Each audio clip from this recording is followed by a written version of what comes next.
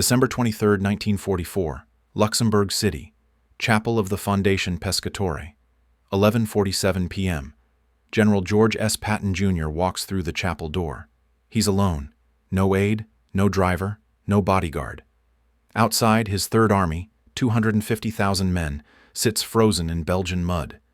Tanks can't move, trucks can't advance, aircraft can't fly. 30 miles north, in the Belgian town of Bastogne, 15,000 American soldiers are completely surrounded. 101st Airborne Division, elements of the 10th Armored. No ammunition left for a sustained fight, no medical supplies, no food. German panzer divisions closing the noose tighter every hour. The paratroopers are dying at a rate of 300 casualties per day.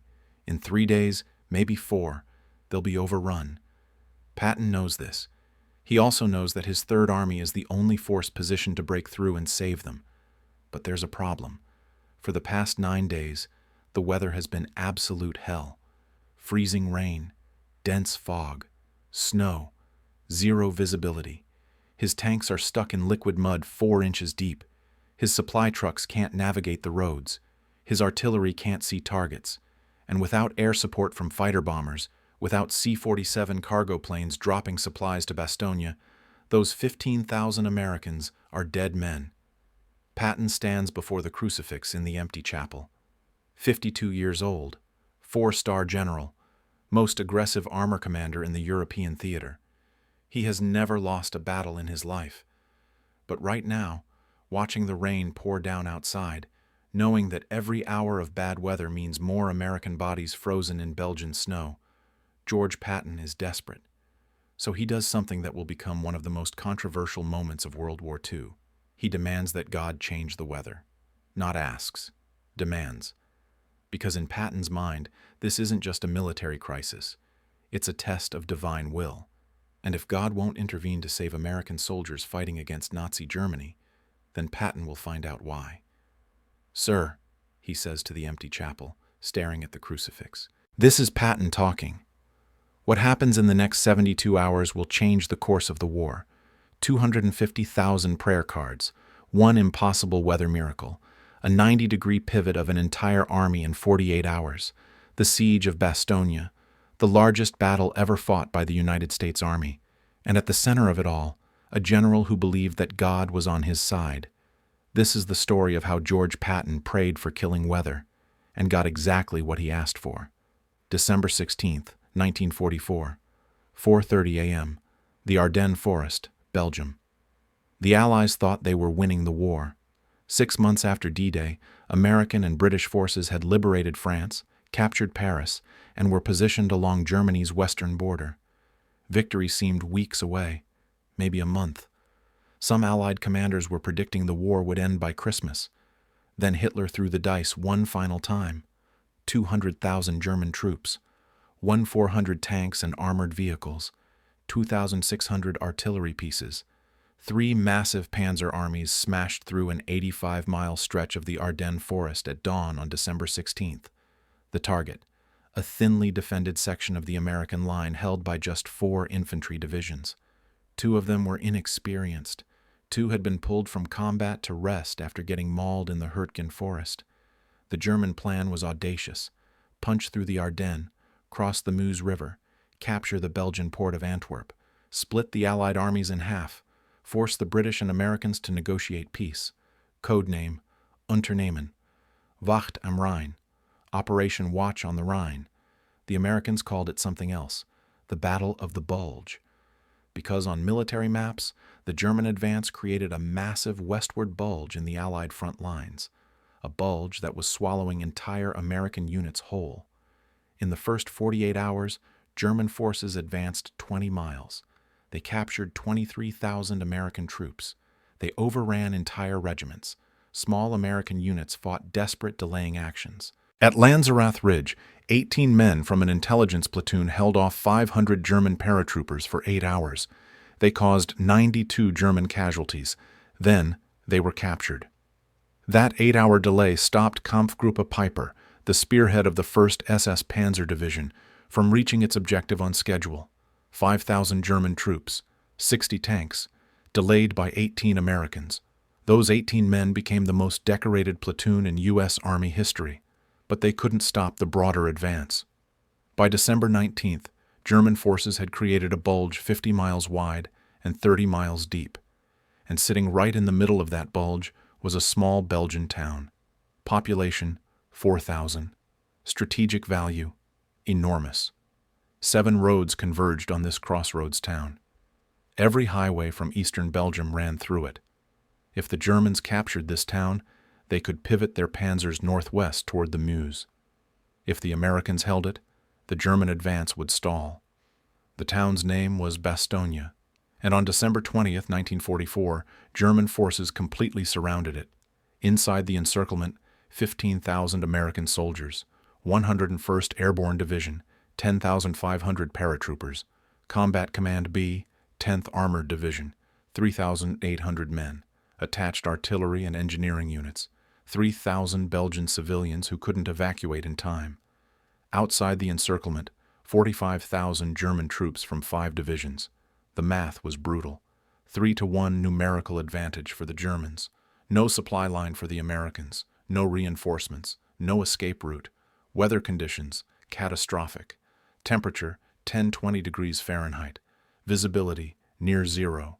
Cloud ceiling, 200 feet, which meant one thing: no air support. The Allied air forces, thousands of fighter bombers, cargo planes, bombers, sat grounded on runways in France and England. Useless. The Germans knew this. They had planned their offensive around the weather forecast.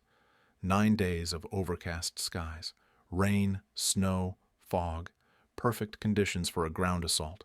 American air power couldn't help. Allied fighter bombers couldn't strafe German columns. C-47 cargo planes couldn't drop supplies to trapped units. And for the 15,000 Americans in Bastogne, that meant they were on their own, with ammunition running low, medical supplies almost gone, food down to emergency rations, and German artillery pounding their positions 24 hours a day. Casualties mounted. December 20th, 120 killed or wounded. December 21st, 180 killed or wounded. December 22nd, 250 killed or wounded. December 23rd, 300 killed or wounded. At that rate, the garrison would be combat ineffective in less than a week. On December 22nd, 4 German soldiers approached American lines under a white flag. They carried a written surrender ultimatum from General Heinrich Freiherr von Luttwitz, commander of the XL-7 Panzer Corps. The message was clear: surrender within 2 hours or be annihilated. The ultimatum landed on the desk of Brigadier General Anthony McAuliffe, acting commander of the 101st Airborne. McAuliffe read it, looked at his operations officer, and said one word: nuts. His staff loved it. They typed up an official response. To the German commander, nuts, the American commander. The German officers didn't understand the slang. An American captain had to explain it meant, go to hell. The Germans were not amused.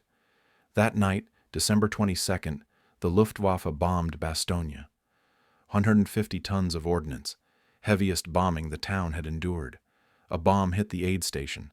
20 wounded soldiers buried in rubble. Belgian nurse Renée Lemaire killed.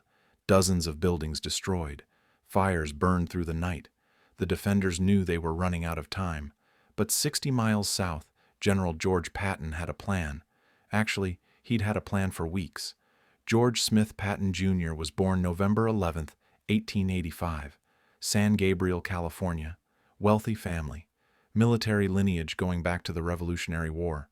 He was dyslexic, couldn't read until age 12, but he memorized entire books by having them read aloud. West Point graduate 1909, finished 46th out of 103 cadets.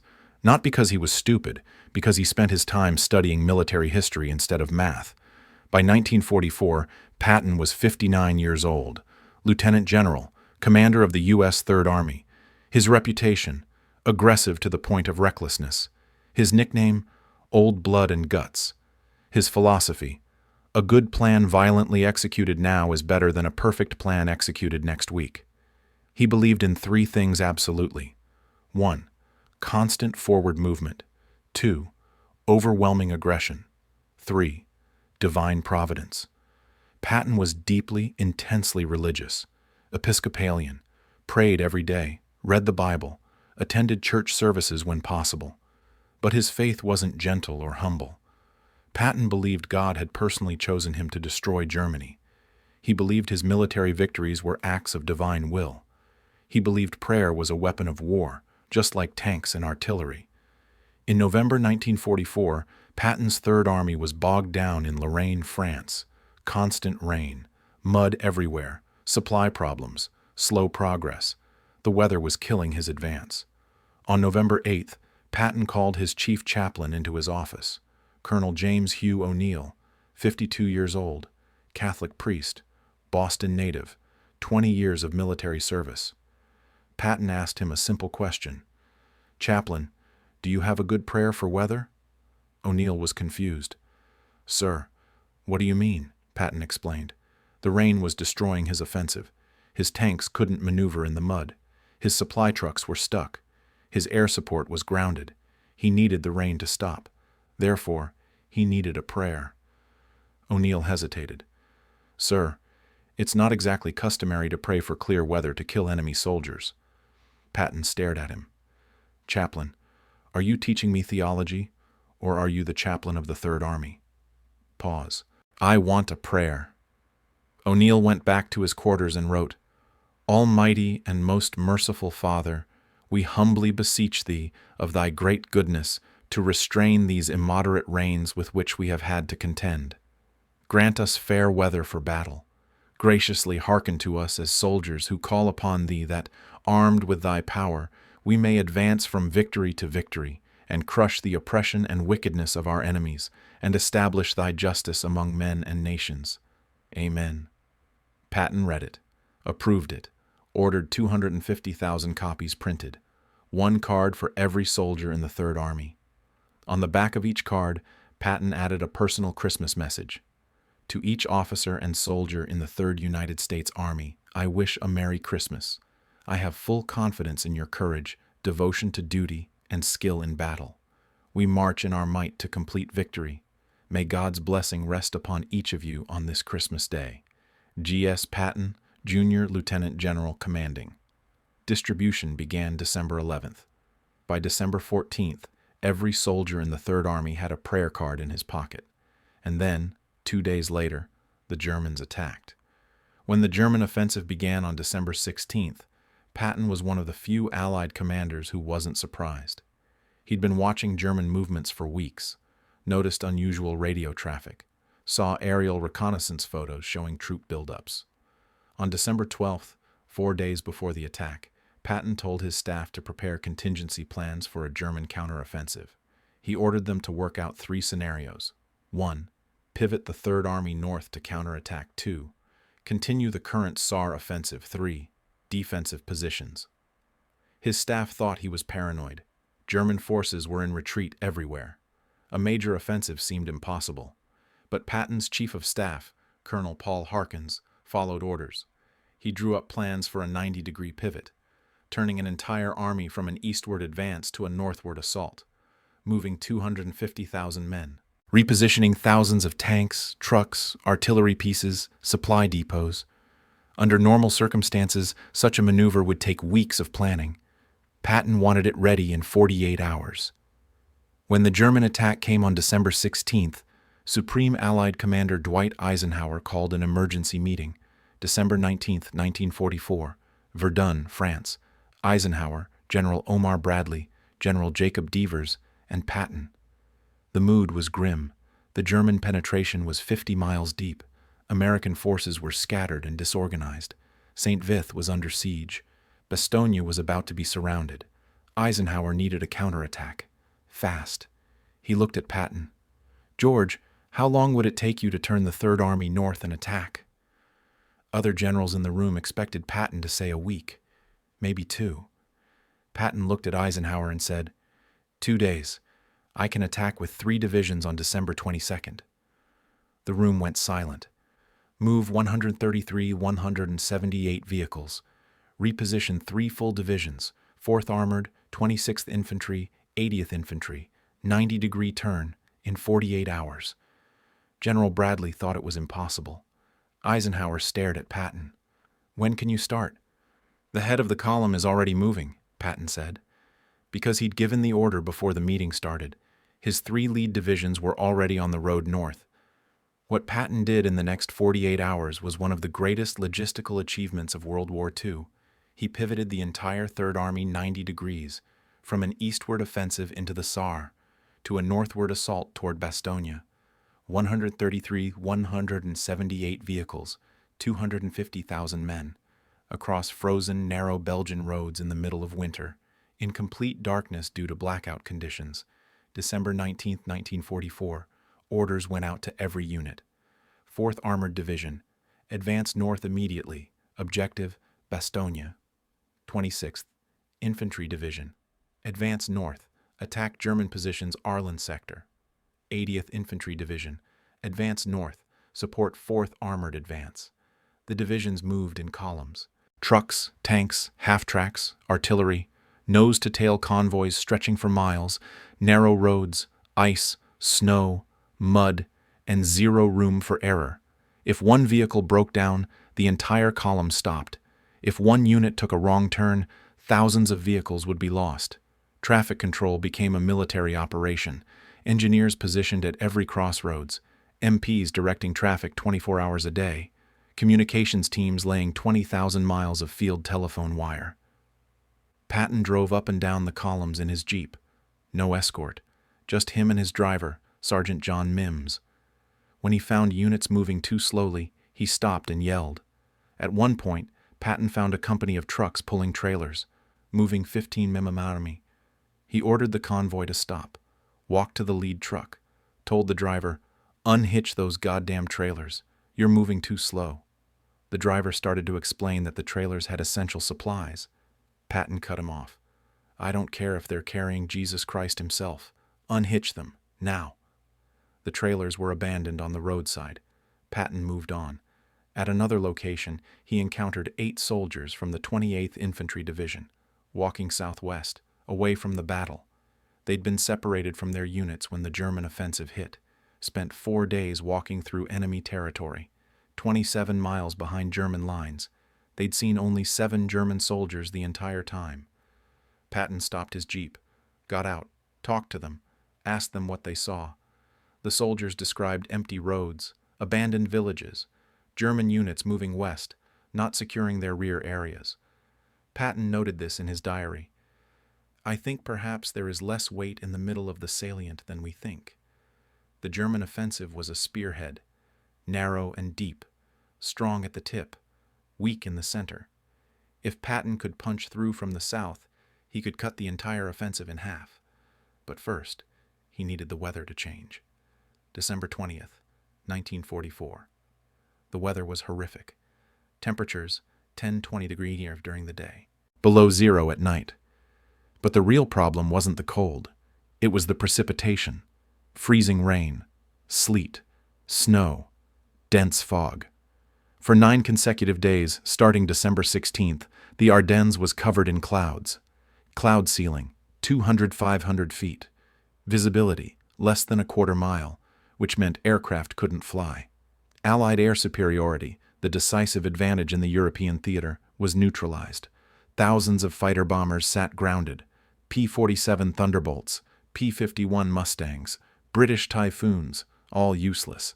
And in Bastogne, the 15,000 surrounded Americans desperately needed air support. Not for combat, for survival. They needed ammunition, medical supplies, food, plasma for wounded, artillery shells. Everything had to come by air, because there was no ground corridor. On December 23rd, the garrison's supply situation was critical. Artillery ammunition, 2 days remaining. Small arms ammunition, 3 days medical supplies, 48 hours. Food, emergency rations only. Weather forecast for December 23rd, continued overcast. No improvement expected. At 3rd Army headquarters in Luxembourg, Patton watched the rain fall. He'd moved his divisions north. 4th Armored Division was 12 miles from Bastogne, making progress, fighting German positions at Martelange, Warnock, Bougainville. But progress was slow. The roads were sheets of ice. Tanks couldn't maneuver off-road because the ground was liquid mud. Infantry couldn't see targets through the fog. And without fighter-bomber support, German positions were harder to reduce. Patton was furious. Every hour of delay meant more Americans dying in Bastogne. On the evening of December 22nd, Patton walked into the chapel in Luxembourg City. Alone, he knelt before the crucifix, and he prayed. Not the chaplain's prayer, his own prayer. "Sir, this is Patton talking. The past 9 days have been straight hell. Rain, rain, more snow. I'm beginning to wonder what's going on in your headquarters. You seem to have given von Rundstedt every break in the book, and frankly, he's beating the hell out of us. My army is neither trained nor equipped for winter warfare. This weather is more suitable for Eskimos than southern cavalrymen. I can't help but feel I've offended you somehow, that you've lost all sympathy for our cause, that you're throwing in with von Rundstedt and his paper-hanging God. The situation is desperate. My 101st Airborne is surrounded in Bastogne, holding against tremendous odds. This storm makes it impossible to supply them even from the air. I need you to give me 4 days of clear weather, 4 days so my planes can fly, so my fighter bombers can bomb and strafe, so my reconnaissance can pick out targets for my artillery, 4 days of sunshine to dry this mud, so my tanks can roll, so ammunition and rations can reach my infantry. I need 4 days to send von Rundstedt to his Valhalla. I'm sick of this butchering of American youth. In exchange for 4 days, I'll deliver you enough krauts to keep your bookkeepers months behind in their work. Amen." Patton stood up, left the chapel, walked back to headquarters. December 23rd, 1944, 11:59 p.m. The prayer cards had been distributed, 250,000 soldiers carrying identical prayers in their pockets. The Third Army was in position, ready to attack.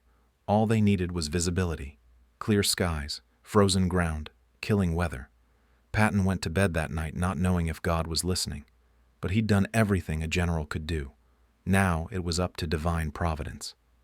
Christmas Eve, the change. December 24th, 1944. 600 hours, Luxembourg City. Patton woke to silence. No rain hitting the windows, no wind, no sound at all. He walked to the window, looked out. Blue sky. For the first time in 9 days, the clouds were gone. Patton wrote in his diary, "A clear, cold Christmas, lovely weather for killing Germans, which seems a bit queer, seeing whose birthday it is. Temperature, 20 degrees Marv. Wind, calm. Visibility, unlimited. Cloud ceiling, 20,000 feet. Perfect flying weather." Within 30 minutes, every Allied airbase in France and England received the same message. Weather clear. Proceed with operations. At airfields across France, fighter bombers scrambled. P-47 Thunderbolts armed with 500-pound bombs and 50-caliber machine guns. P-51 Mustangs with drop tanks and rockets. RAF Typhoons with 20mm cannons. They took off in waves. First mission, supply drop to Bastogne. C-47 cargo planes, 241 of them, loaded with supplies, ammunition, medical supplies, food, plasma. They flew in formation toward Bastogne. Fighter escort above and beside them. German anti-aircraft fire opened up. Flak bursts, machine gun tracers. But the C-47s kept coming. Over Bastogne they dropped their cargo. Parachutes blooming over the town, hundreds of them, colored by supply type. Red parachutes, ammunition, blue parachutes, medical supplies, yellow parachutes, food. The defenders watched from their positions, cheered.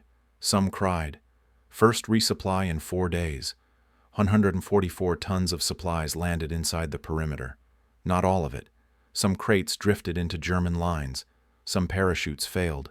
But enough arrived to keep the garrison fighting. Ammunition for the artillery, morphine for the wounded, food for the starving. Brigadier General McAuliffe watched the supply drop from his command post. He'd been surviving on bouillon cubes and crackers for 3 days. Now his men had supplies. Now they could hold. But McAuliffe knew the clock was still ticking. Supplies would only last so long. They needed Patton, and Patton was coming. December 24th, 1944. 800 hours, 12 miles south of Bastogne. Lieutenant Colonel Creighton Abrams, commander of Combat Command R, 4th Armored Division, stood in the turret of his M4 Sherman tank. 37 years old. West Point graduate. Tanker. His mission: break through to Bastogne. He had 50 Sherman tanks, 20 M18 Hellcat tank destroyers, 200 infantry and half-tracks. Between him and Bastogne, 12 miles of fortified German positions. Elements of the 5th Panzer Army, Panzer Lehr Division, 26th Volksgrenadier Division, dug-in infantry, anti-tank guns, minefields. Abrams had been fighting toward Bastogne for 3 days. Progress, 100-200 yards per day. Every village was a fortress. Every road junction was defended. The fighting was brutal. December 22nd, Combat Command R attacked Martelange. 6 tanks destroyed, 84 casualties. December 23rd, Combat Command R attacked Warnack. 11 tanks destroyed, 120 casualties. But December 24th was different, because now Abrams had air support. At 0900 hours, P-47 Thunderbolts screamed overhead. They dove on German positions, 500-pound bombs, rockets, 50-caliber strafing runs, German anti-tank guns destroyed, infantry positions obliterated, supply trucks incinerated. The Luftwaffe tried to respond. Me-109 fighters took off from German airfields. Allied fighters were waiting. P-51 Mustangs engaged them. Dogfights at 15,000 feet. The Germans were outnumbered 10-1. Most never made it to the battle area. On the ground, Abrams' tanks advanced. Target: the village of Assenois, 3 miles from Bastogne. German strongpoint. Panzer Grenadiers from the 5th Parachute Division. Anti-tank guns, machine gun nests.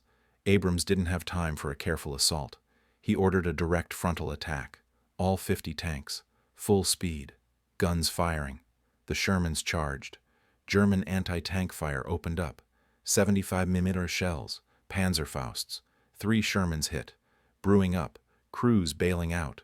But the rest kept going, crashing through German positions, running over machine gun nests, firing point-blank into buildings. Infantry followed in half-tracks, dismounting, fighting house to house. The battle for Assenois lasted 2 hours. By 1500 hours, Abrams held the village. German casualties: 428 killed or captured. American casualties: 19 killed, 72 wounded. And now, between Assenois and Bastogne, there was nothing but open road. 3 miles. Abrams called for volunteers. I need 5 tanks and crews willing to make a run to Bastogne. No support, no backup, just a straight dash through whatever's between us and the 101st. Who's coming? Every crew volunteered. Abrams selected 5 Shermans. Lead tank, commanded by Lieutenant Charles Boggess. 1600 hours, December 26, 1944. 5 Sherman tanks raced north on the road to Bastogne. Full throttle, 30 Mapier. German soldiers scattered. Some fired. Panzerfausts launched. 1 Sherman hit. Disabled. Crew bailed out. 4 tanks kept going. At 1650 hours they saw Bastogne, buildings, church steeple, smoke rising, and American foxholes. Lieutenant Boggess's tank rolled into the 101st Airborne's perimeter. He popped the turret hatch, stood up. American paratroopers stared at him. Filthy, exhausted, bearded. Boggess yelled, "We're from the 4th Armored. Which way to the division headquarters?" The paratroopers pointed. Boggess's tank drove to McAuliffe's command post. McAuliffe walked out, shook Boggess's hand. "Glad to see you." The siege of Bastogne was broken. December 25, 1944, Christmas Day. In Bastogne, the defenders tried to celebrate. Someone found a small Christmas tree, decorated it with shell casings. Chaplains held services in bombed-out buildings. Soldiers sang carols. The supply drop had brought turkey, canned, but turkey. For most men, it was their first hot meal in a week. McAuliffe toured the perimeter, talked to his troops. Casualties since December 20th. 341 killed, 1,691 wounded, 516 missing. Out of 15,000 men, more than 2,500 casualties. Belgian nurse Renée Lemaire was buried in the town cemetery. 25 years old, killed by German bombing while treating wounded. The soldiers remembered her. She'd worked 72 hours straight without sleep, treating American and German wounded alike. Her last words before the bomb hit, "I must help them." In the German positions around Bastogne, morale was collapsing. The weather change had devastated them. Allied fighter bombers hunted their supply columns. Every truck, every tank, every ammunition depot, strafing runs, bombing runs, constant harassment. German soldiers called it Jagd, fighter bomber hunt. They couldn't move during daylight, couldn't resupply, couldn't reinforce. And with Patton's Third Army now pouring through the corridor to Bastogne, the German offensive was failing. On December 25th, Field Marshal Gerd von Rundstedt, commander of all German forces on the Western Front, sent a message to Hitler. The offensive has failed. Request permission to withdraw. Hitler refused. No withdrawal. Attack again. But there was nothing left to attack with. German casualties December 16th, 25th. At least 30,000 killed or wounded. 12,000 captured. Tank losses, over 400. Vehicle losses, over 1,000. And it would only get worse. December 25th, 1944. Luxembourg City. General Patton spent Christmas Day visiting his troops, driving up and down the front lines in his Jeep, stopping at field kitchens, checking that every soldier got hot turkey. He'd given specific orders. Every man in the Third Army will have a hot turkey dinner on Christmas Day. Most units managed it. Hot turkey sandwiches with gravy. Not exactly festive, but it was something. Patton stopped at a command post of the 80th Infantry Division, asked the soldiers if they'd gotten their turkey. "Yes, sir. Thank you, sir." Patton noticed something. The soldiers had the prayer cards in their pockets. Some had them pinned to their uniforms. One sergeant showed Patton his card, creased, stained with mud and blood. "It worked, sir," the sergeant said. Patton looked at him. "What worked?" "The prayer, sir. The weather changed, just like you said it would." Patton nodded slowly. That evening, back at headquarters, Patton called for Chaplain O'Neill. O'Neill arrived, expecting orders. Patton stood up, walked around his desk, extended his hand. "Chaplain, you're the most popular man in this headquarters. You sure stand in good with the Lord and the soldiers." Patton pinned a bronze star medal on O'Neill's uniform. "For exceptionally meritorious service," Patton said. O'Neill was confused. "Sir, I just wrote a prayer." "You wrote the right prayer at the right time," Patton said. "The weather changed. The siege is broken. We're going to win this battle." O'Neill tried to protest. "Sir, I don't think—" Patton cut him off. "That O'Neill sure did some potent praying. Wear the medal, Chaplain. You earned it." That night, Patton wrote in his diary, "A clear, cold Christmas. Lovely weather for killing Germans, which seems a bit queer, seeing whose birthday it is. The Lord was certainly with us this week. I don't know whether I should thank him or General Winter, but somebody up there likes us." December 26th, 1944. The siege was broken, but the battle wasn't over.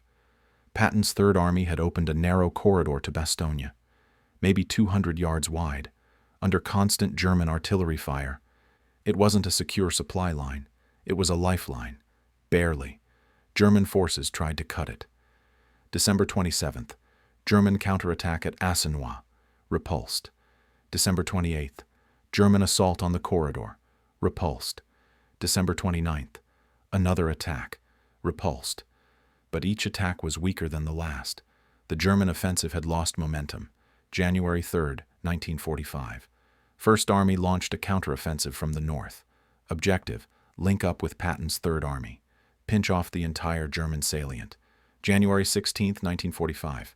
First and Third Armies met at Houffalize. The Bulge was eliminated. German forces driven back to their starting positions. Total battle duration: December 16th, 1944. January 25th, 1945. 41 days. American casualties: 19,146 killed, 47,500 wounded, 23,000 plus captured or missing. Total: approximately 90,000 casualties. Largest battle fought by the U.S. Army in its history. German casualties: 100,000, 120,000 killed, wounded, or captured. Materiel losses: Germany couldn't replace. The Wehrmacht never recovered. The Battle of the Bulge was Hitler's last major offensive on the Western Front. 4 months later, Germany surrendered. After the war, the story of Patton's prayer became famous, but it also became controversial. Critics asked, was it appropriate for a military commander to use prayer as a weapon? Did Patton cross the line between faith and manipulation? Chaplain O'Neill defended the prayer. General Patton was a deeply religious man. He believed in divine providence. The prayer was sincere, and the weather did change. Meteorologists pointed out the weather was going to change anyway. High-pressure system was forecast to move in on December 23rd. The prayer didn't cause it. Coincidence, not miracle. But soldiers who were there saw it differently. They'd prayed. The weather changed. They survived. To them, it was evidence that God was on their side. Patton never doubted it. In his diary, January 1st, 1945, "I think the Lord was definitely with us this week. Whether it was the prayer or just good fortune, I'll leave to the theologians. But I know what I believe." What actually happened? The facts. 1. Patton ordered prayer cards distributed, December 11th, 14. 2. German offensive began, December 16th. 3. Weather remained overcast, December 16th, 23. 4. Weather cleared, December 24th. 5. Air support resumed, December 24th. 6. Bastogne relieved, December 26th. Correlation? Yes. Causation? That's the question. What we know for certain, the weather change saved thousands of American lives. Whether it was prayer, meteorology, or divine intervention, the result was the same. Clear skies, air superiority restored, German offensive defeated. After Bastogne, Patton's reputation as a military genius was secure, but his faith became more prominent. He continued to pray before every battle, attended church services, carried a Bible in his command vehicle. He also continued to believe he was invincible, protected by God, destined for victory. This confidence made him a brilliant commander, but it also made him reckless. After the Battle of the Bulge, Patton's Third Army drove into Germany, crossed the Rhine, captured Frankfurt, raced toward Czechoslovakia, always pushing, always aggressive. In May 1945, Germany surrendered. Patton was convinced he should keep going, drive into Soviet-occupied territory, finish the job. Eisenhower said no. Patton was reassigned, took command of the 15th Army, occupation duty in Bavaria. No combat, no glory. December 9th, 1945, Mannheim, Germany. Patton was riding in his staff car, on his way to a hunting trip. At an intersection, an army truck turned suddenly. The vehicles collided.